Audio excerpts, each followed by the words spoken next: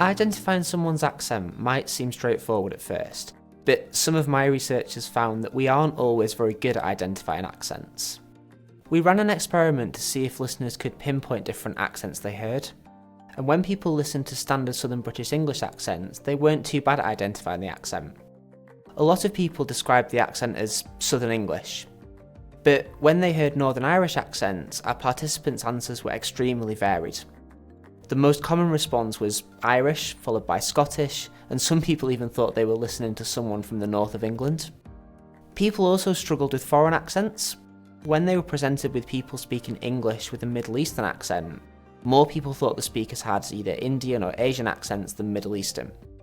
Now, all of the listeners we had in this study described themselves as having British accents, so this suggests that people are worse at identifying accents they're less familiar with. This can become a problem if we're asked to describe a voice that we aren't familiar with, and witnesses or victims of crimes might sometimes hear the voice of a suspect without seeing their face, for example if they've been scammed or threatened over the phone.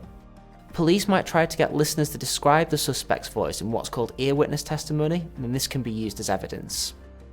Below, you'll find the example checklist that the police use to record information about a caller's voice in the case of a bomb threat. It asks if the speaker has an accent, and if so, what accent, and this is presented as a yes/no question. So do you think that some speakers would be more likely to be described as either having or not having an accent?